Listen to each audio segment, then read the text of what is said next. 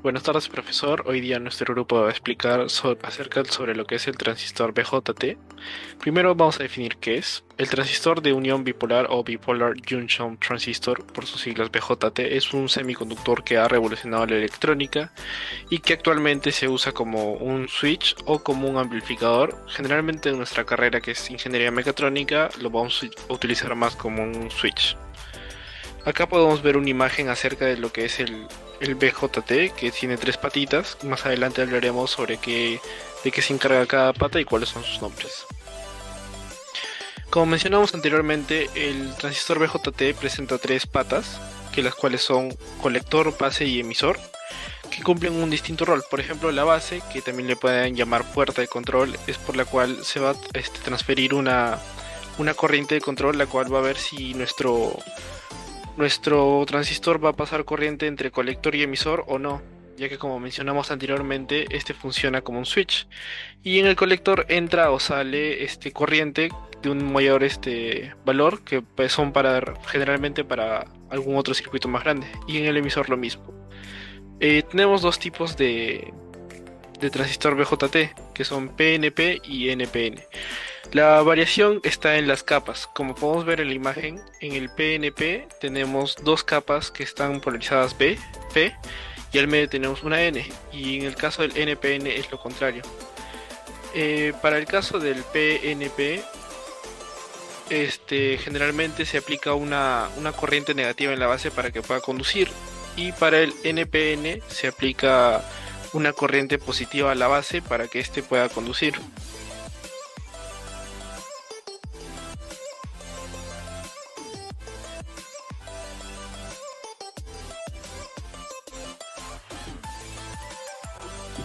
Ahora que sabemos qué es un transistor de JT y cómo ha evolucionado a lo largo del tiempo, vamos a ver cómo funciona internamente.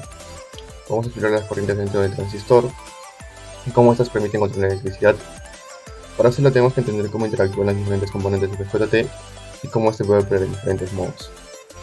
Primeramente, para nosotros poder encender un LED, sabemos que existe un switch, el cual va a permitir, cuando se encuentra cerrado, que realmente ya está cerrado, va a permitir el paso de corriente. Esta corriente va a permitir que el LED se encienda. Entonces, esto ya es como algo muy ambiguo y para eso se crearon los transistores. En este caso, como vemos, aquí hay un circuito. Ese circuito sería ya integrando al BJT. En el BJT se caracteriza porque acá fluye una corriente, la corriente de base. Acá también fluye una corriente, que es la corriente de colector. Y de por sí hay una pequeña corriente que va hacia abajo, que va hacia tierra. La corriente de base es la que controla a los demás. En el caso de un transistor NPN, los electrones fluyen del emisor a la base, principalmente, y luego el colector recoge estos electrones, estos pequeños electrones que van a estar aquí, el colector los recoge, permitiendo que circule una corriente más grande entre el colector, siendo el transistor como si fuera un amplificador. Una pequeña corriente de base puede generar una corriente mucho mayor entre el colector y el emisor. Para que el transistor funcione correctamente, necesitamos aplicar una polarización adecuada, la polarización base-emisor. Debe ser directa, lo que significa que la base debe tener un voltaje ligeramente mayor que el emisor, permitiendo que los portadores de carga fluyan. Por otro lado, la polarización base-colector debe ser inversa, lo que genera que los portadores de carga sean atraídos hacia el colector. Llegando a este punto, existen tres modos de operación. El modo activo, cuando la base y el emisor están en polarización directa, y la base colector está en la polarización inversa. Este modo del transistor amplifica la corriente de entrada. Ahora, imaginemos, para ser más práctico, que esto funciona como un switch. Cuando ambas uniones base emisor y base colector están en polarización inversa, aquí no hay corriente. Es decir, el colector no va a permitir que fluya la corriente hacia el emisor, lo que significa que el transistor está apagado, o como un interruptor abierto. Como les dije, si la corriente de base no deja que fluya el colector y el emisor, entonces la corriente que está aquí del colector no va a llegar a la corriente del emisor, entonces funcionará como un switch abierto. Ahora bien, existe una saturación cuando la corriente de base ya tiene la corriente necesaria Ambas uniones están polarizadas directamente. En este modo el transistor está completamente encendido, permitiendo que pase la máxima corriente, es decir, ya funcionaría como un switch cerrado. Ahora bien, vayamos a un circuito más grande, en el cual ya nos encontramos con un microcontrolador, un switch que va a permitir cuándo va a pasar la corriente a la base, un LED y un voltaje. Aquí entra la relación que dijimos. Cuando esto ya se encuentra cerrado, acá pasa una corriente. Es la corriente de base. Esta corriente de base va a permitir que la base esto se comporte como un switch cerrado. Entonces la corriente que está fluyendo de acá, supongamos que ahorita se encuentra abierto. Entonces se quedaría aquí, no permite el paso de corriente. Entonces este no se encuentra bien polarizado, así no se enciende el LED. Pero ahora, como ya está cerrado, pasa la corriente hacia tierra, es permitiendo que el LED se encienda adecuadamente. Es decir, nos encontramos en saturación. Ahora hay una relación de beta. ¿Qué es beta? La relación entre la corriente de base y el colector se conoce como ganancia de corriente o beta. En este caso, beta, supongamos que un ejemplo claro que la base es de 20 microamperios. 20 microamperios está corriendo por acá. Y, teniendo esto en cuenta,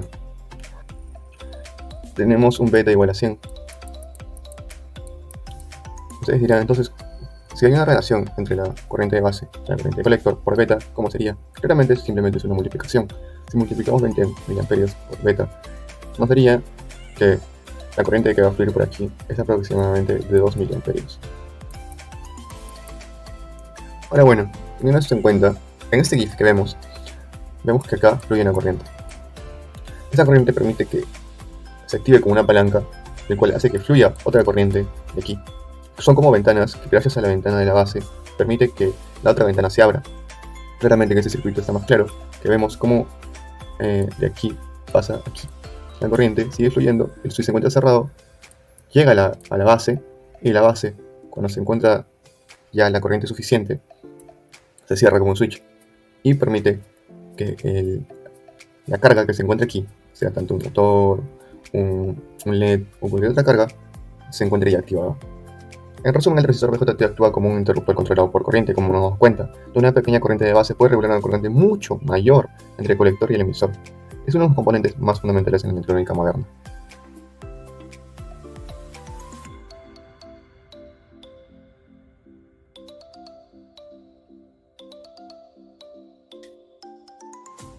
Continuando, vamos a explorar algunas configuraciones comunes de transistores BJT, sus características y cómo se comportan en un circuito real. Este análisis es crucial para entender cómo controlar señales en aplicaciones electrónicas. Empezamos con la configuración más utilizadas en los transistores BJT, los cuales son el emisor común, base común y el colector común.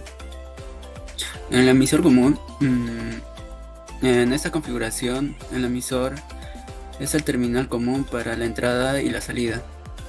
Es la más utilizada en amplificación, ya que proporciona ganancias tanto en corrientes como en voltajes. Continuando con la base común, aquí la base está conectada a tierra o al potencial de referencia que puede hacer. Esta configuración es rara, pero es útil en aplicaciones de alta frecuencia. Continuando con el colector común, en esta configuración el colector es común en la entrada y en la salida. Se usa frecuentemente en circuitos de seguimiento de voltaje debido a su alta impedancia. Ahora vamos a ver cómo se comportan estos transistores en términos de características de entrada y salida. En las entradas, en la configuración del emisor común, por ejemplo, tenemos una baja impedancia de entrada, lo que permite que el transistor amplifique señales pequeñas. Y en las salidas, en cuanto a las salidas, en este caso del colector común, la señal tiene una ganancia de corriente, pero la señal de voltaje sigue el comportamiento de entrada. Continuando con la ganancia de corriente. La ganancia de corriente es una de las principales características del BJT, indicando cuánto se amplifica la corriente de la base colector. En cuanto a la ganancia de tensión, en el emisor común la ganancia de tensión es significativa, lo que es ideal para amplificar señales de audio y radiofrecuencia. Y la ganancia de potencia varía según el tipo de configuración, pero generalmente el transistor es muy eficiente para aplicaciones de alta frecuencia y amplificación. Aquí tenemos algunas curvas que son esenciales para entender cómo se comporta el BJT en condiciones reales. Como podemos observar, para cada configuración las curvas son diferentes, lo que nos da una idea del comportamiento del transistor bajo diferentes condiciones. Algunas de las características podemos ver la región de saturación. Está en color verde la región de corte, y la recta de carga y la región activa y el punto Q. Siguiendo, aquí podemos encontrar un ejemplo práctico que es un circuito real utilizando BJT como un amplificador de audio simple. En este es un amplificador de audio basado en BJT. Aquí el transistor amplifica la señal de entrada para poder mover un altavoz. En este caso, la configuración del emisor común permite una alta ganancia de corriente y tensión, ideal para esta aplicación.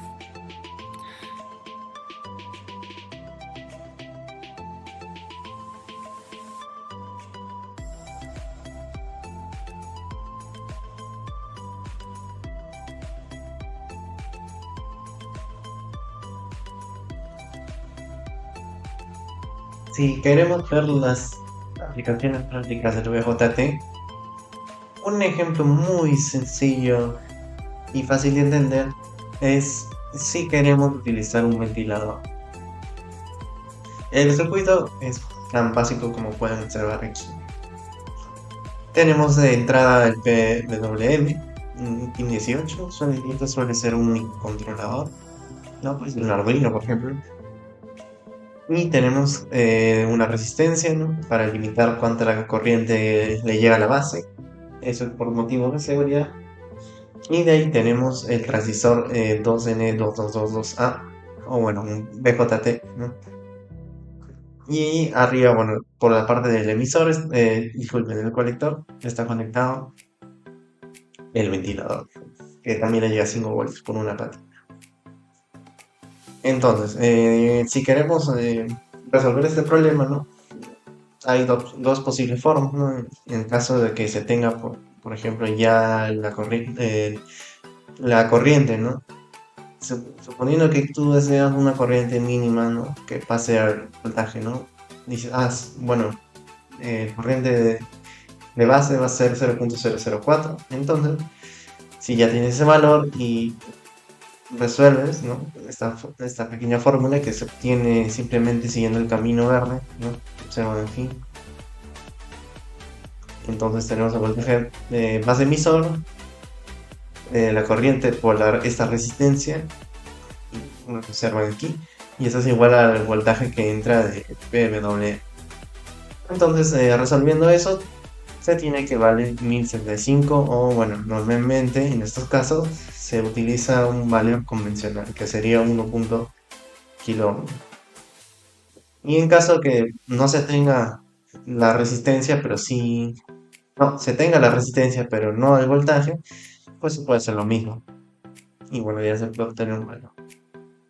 Ahora, si se preguntan por qué PWM, es debido a que cuando tú quieres controlar un ventilador, no quieres que funcione siempre al 100%, quieres que funcione quizá al 50 o al 75 o al 25.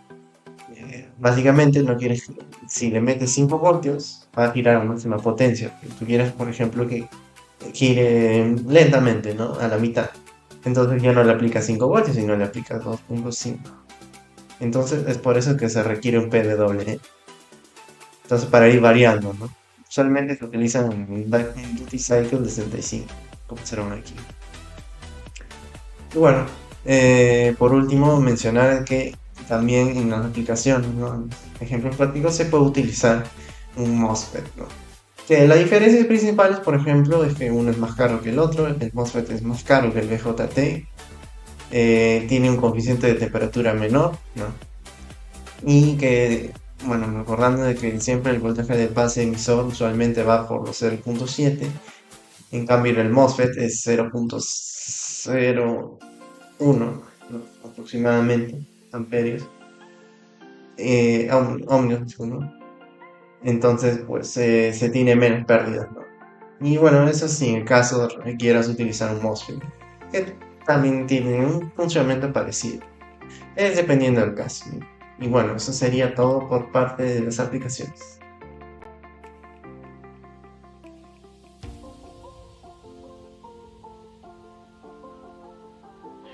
Para finalizar, me gustaría sí, explicar la importancia que tiene el BJT en la electrónica.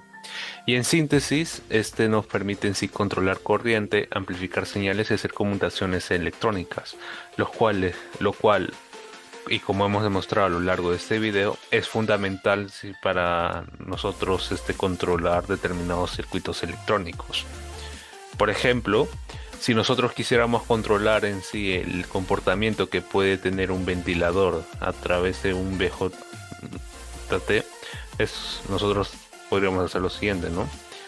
Que una señal de entrada, en este caso PWM, entre así por el sistema y que justamente el circuito base en sí, que esa corriente sí que entra por la base, justamente lo que permite es dejar pasar en sí la corriente sí que pasa en sí por del colector al emisor, ¿no?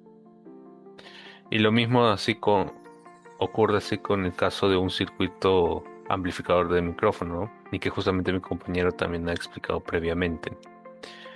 Ahora, ¿cómo nosotros podríamos estudiar o usar en sí un BJT? Bueno, lo fundamental que nosotros tendríamos que hacer sería primero aprender su estructura y regiones de operación, dominar la relación entre la corriente base y la del colector, lo cual es importante recordar que es esta acá, en el cual la corriente del colector equivale al producto de la corriente base por el valor, por el factor de amplificación beta.